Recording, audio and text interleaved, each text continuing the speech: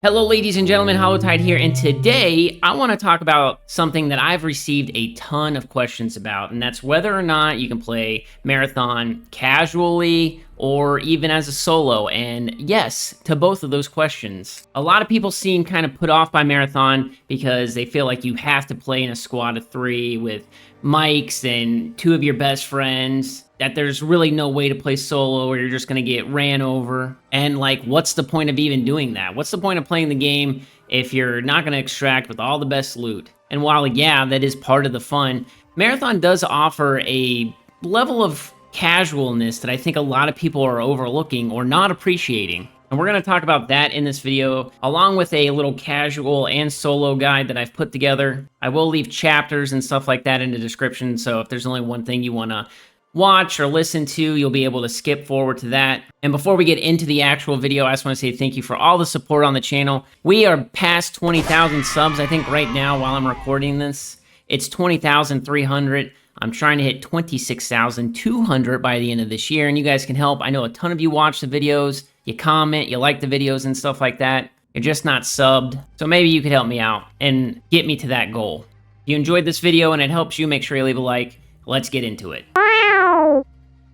Okay, just for like a preview for what's going to be completely like all in this video, we're going to talk about runner shells and which one you should pick, how to build your loadout, knowing your extraction route as soon as you get on the map, playing smart and not necessarily aggressive, how to handle the AI enemies, factions and progression, and playing solo. Like I said, you guys can skip around, watch whatever you want to. I don't want to waste your time. That's why I try to put chapters in all these videos. All right, so let's talk about runner shells really quick because I think that you can be successful using any shell in this game. I feel like they're all pretty balanced. Things that I thought were going to be overpowered, like the assassin camo, genuinely aren't. But we're just going to touch on them super quick. You got Destroyer, Vandal, Recon, Triage, Thief, Assassin, and Rook. Rook, you can only play as a solo fill kind of guy, and you get put into a map that's already been in progress. Now, personally, to me, like I said, you can pick whatever class you want to. I have 3 favorites as of right now, and that's Triage, Recon, and Destroyer, and I also think that those fit very well into solo queue.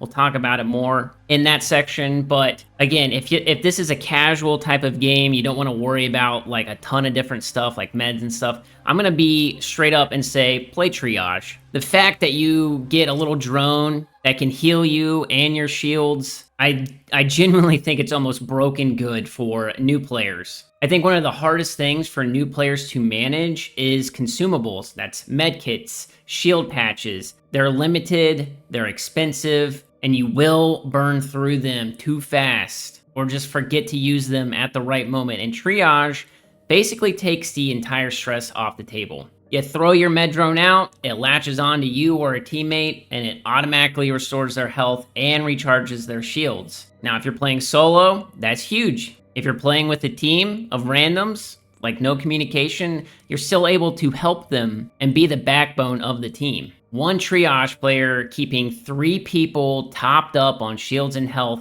is massive to this game. It's massive resource efficiency. It also comes with a passive trait called Shareware, where if you use like a stimulant or a consumable like that, every teammate who has that med drone attached to them gets the exact same effect for free. The Reboot Prime ability that they have, where you send out these little electric tendrils and revive down teammates from a distance, is amazing. You don't have to stand still over a body and wait. And the other passive, Battery Overcharge, is also pretty cool and I think slept on. When you break an enemy shields with your gun that uses like the Volt ammo, it briefly EMPs them, but the more I play and utilize that, the more I like it. Triage is an S tier shell in my opinion. The kit is simple enough for you to figure it out super fast, but the ceiling of this class is just so high. But again, you can play whoever you want, just take the time to learn how to play. The next thing I want to talk about is your loadout, and I'm going to say something that's a little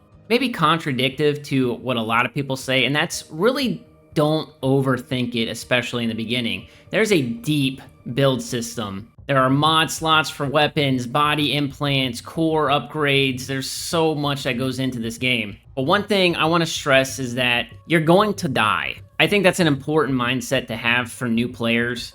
Don't be afraid to lose gear. use what you have, bring what you have. But before you just start equipping things, please read. Know what type of weapon you have and where it's most useful. Don't take an SMG and try to fight somebody sniping across the map and then be like, why did I die? You can also build your loadout based on what type of engagement you expect. If you know you're gonna be in close quarters, bring that SMG, bring that shotgun. Also, actually read your core and implants that you have, as well as the mods for weapons. I think the thing is that there's so many of these on the map, and I think for new players, it can be a little overwhelming. You're just like clicking things and not really looking at what they do. But some of them are genuinely useful, especially like the core stuff. Like I have a destroyer core where it's like if you do more damage with rockets, your S&D cooldown is boosted. So like actually knowing what your build is important. Also, I know a lot of people have issues with like mods on weapons and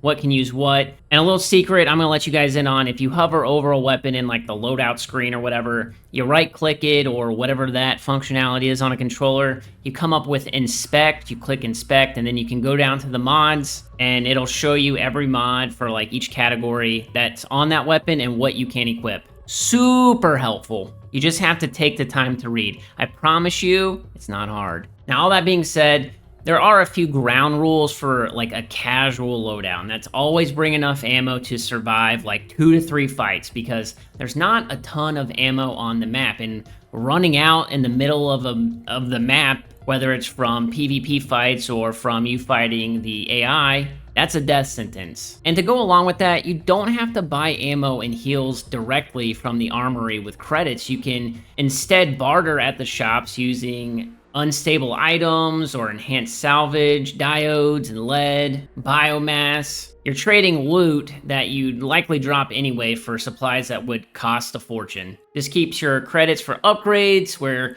they actually matter and allows you to not break the bank. Also, if you're using a sponsored kit, I'm pretty sure all of them come with an ammo box in the equipment slot, so drop that when you're on the map. It drops heavy, light, and volt ammo, so you're able to get like a little bit of a head start. Also, I think like doing runs as a Rook to get those barter items is super smart, or it's just solo. You know, if you wanted to play as Triage or something like that and work on contracts, that's really what I keep the solo queue for, is to just get materials and resources so I don't have to spend money when I want to put in a good loadout when I'm playing with friends or whatever. Make sure you're bringing healing consumables with you, and if you are fighting the PvE enemies, I would say just go ahead and grab the depleted heals that you see on the map. You're gonna probably use them anyways. You take a lot of damage in this game, especially early on, if you don't have like upgraded shields and stuff like that. Going back to the sponsored kits, I think that they're viable, especially if you don't want to lose gear. Don't hoard those or save those, just go ahead and use them. But basically, this whole section is about being prepared. Don't just go willy-nilly into the map and be like, oh my gosh, why did I die? You don't really understand or whatever. When in reality, it's just because you weren't prepared. That's what 50% of this game feels like, is just being prepared. Next up, we have knowing your extraction route first, and I think that a lot of people don't really think that this is like a strategy, I guess, but if you are playing casually or solo, when you get dropped into the map, you're probably not going to stay the full time limit. You'll probably hit a POI or two, but then you want to know where your extraction zone is. So prioritizing that as like the second place you hit, making sure that there's an extraction zone, I think is smart. Also, I think that you should go ahead and mark the extraction point when you spawn in. I think a lot of people get so caught up in looting and fighting, they lose track of time, and then the match is getting close to being done and you're just scrambling across the map with a full backpack. And I feel like a lot of new players don't know that exfil points are spawning semi-randomly during a match. They're not just sitting at fixed positions from the start. I think also having a defensive position at those exfil spawns before you activate it is very smart, so you can activate it and then move immediately to cover. But that's just a super semi-easy one, and as you play, as you get better at the game, as you become more knowledgeable, it won't matter as much. All right, this is an extraction game. It's not a death match. Kills don't really win you anything if you die on the way to the extract point. So you could have, 10 kills in a match, and then one guy's just waiting for you on the exfil and he just pops you once and then you're done. So I think playing smart is more important, especially if you're with a crew. In Marathon, sound is pretty amazing. Everything makes a sound as well, like movement, looting containers, opening doors, healing, weapon swaps, activating an exfil, and when it's about to go up. You will almost always hear a threat before you see it. And even if you suspect another squad is nearby, just stop moving, crouch, listen. And honestly, crouch has become like my default state in any POI. It's not like a panic button, like I'm constantly listening. Also, if you think you're the first team or person in a POI, don't just fire first or start blowing up the robots. Let other teams reveal themselves first and then decide what you want to do. If you're playing with a team, I'm not gonna lie, be the third party. Let two teams just burn each other down, and then you can move in. You're gonna save resources and you'll clean up that weakened crew. Don't overstay your welcome. If you're doing contracts and stuff, or your backpack is full, just start moving to the extract. I think people tend to stay on a map too long and greed will get you killed. And don't get tilted because you're gonna make smarter decisions if you're not full tilt. You know, losing is part of this game. Just shake it off, go again. All right, let's talk about the AI in this game, and I think every new player gets this wrong. We touched on it before, but don't shoot them on sight. Gunfire just carries across a huge distance in this game. Any sustained AI fight is basically a dinner bell for every other squad in the area. You're gonna burn your ammo and your heals while the other team just closes in on you. For me, I only engage the UESC if there's like a clear reason. They've spotted you, there's no exit, they're standing between you and the loot you need, or a contract objective actually requires you to clear them. I also think a lot of people treat them like they're just like low grunts in other video games, and that's not true. They're actually a threat. Like, there is good AI. They will investigate sounds and stuff like that. They'll push you. I honestly would treat them the same way that you fight a real person. I think a lot of people just treat them as low-level fodder, and then, yeah, you're able to take them out, but how much ammo did you use, and how many of your consumables, and then you get steamrolled by another team that's just fresh, and they don't have to worry about all the AI. All right, let's talk about one of the most important things in the game, and that's factions and faction upgrades and progression. I feel like a lot of people don't even look at this page or like read what the things are before they unlock them. But personally, I would start with Cyber Acme. It's the first faction that you have anyways, and it has probably the most broad, useful tree for new players. There's heat upgrades, expansions for like your vault and credits. You can buy lockbox keys. I really do think that Cyber Acme is a great faction to focus on. Then I would look at New Caloric just because they have shields and things of that like. You'll be able to purchase enhanced shield implants and stuff like that, so you don't have to rely on whatever the map is or whatever loot you're taking off of people. They also have Safeguard and Restore that you can unlock, and you get a daily free shield charge and patch kits every single day. Then I would probably look into Traxxas just because of the gear bonuses and upgrades that they have, and being able to get like really good mods for your weapons and things like that. I think Traxxas was a very good faction to focus on. Now obviously there's like Maida and Sekaguchi, you can do whatever you want. Arachne. Also, don't neglect the Rook upgrade path. I feel like people don't even know that Rook can be like upgraded. Like Traxxas, the first capstone for them gives Rook a free enhanced green tier weapon on spawn. Maida gives you like claymores. Arachne, you get the shotgun, and you get that like every single time you get on the map. So if you want to use Rook, push towards those capstones. I will say you should also always focus priority contracts first. They drive your faction rank directly. You run with the right contract active and you coordinate with your squad. You can really boost that level. Speaking of Rook, let's talk about playing Marathon solo. I'm not gonna sugarcoat this. Bungie has said that, you know, solo play is designed as a high-risk, high-reward challenge mode that wasn't like even in the game. You're gonna be in lobbies with full 3-player squads, but sometimes you just want to game solo, and I get that. There's 2 ways to do it. You can do like true solo where you turn the crew fill off, so you get to drop to a match with whatever you want, weapons, shields, implants, all of that, whatever you want on your build, and you can complete contracts and unlock objectives and pretty much all the normal stuff that you would do if you played in a trio. Or you can play as Rook, which is honestly some of the most fun I've had in this game. So like we said before, you drop into a match in progress, and a lot of the chaos is already settled. Nobody knows that you're arriving either, like there's no ping or anything, no voiceover. And with his abilities, you can basically make all the AI enemies ignore you. His prime is also pretty cool, you can heal yourself and stuff like that. And really, even if you die, who cares? It's not real gear. Rook is perfect for like low stakes, resource loot runs, learning the maps, just dropping in without any pressure. I personally love playing him. And once you start getting the upgrades for his frame, ooh boy. But outside of Rook, I'm sure a lot of people are gonna wonder what the best shells are for solo play. A lot of people would have said Assassin because of active camo, but with how many people are using thermal sights and the like, it almost negates that. I think Recon is good just because you're able to get intel, locate enemies before they locate you. Thief also kind of naturally fits the solo playstyle. You're able to grab loot and get out before anyone knows you were there, especially with your little drone. But again, Triage, because of all the abilities that he has, being able to not worry about consumables and health all that much is primo. If you want to know about a loadout, what you need to bring, if you can get a self-revive, that is a game changer. It's almost non-negotiable for me. If I'm playing like a regular character, nobody can pick you up. You know, maybe you messed up against the AI or something like that. So bring a self-revive if you can. Healing, especially if you're not playing Triage, you know, shield charges. I would also suggest bringing energy amps just so you can speed up all your stuff. Claymores if you can get them, and weapon versatility. A long, medium range weapon and a short range weapon I think are really important. But don't bring your best gear.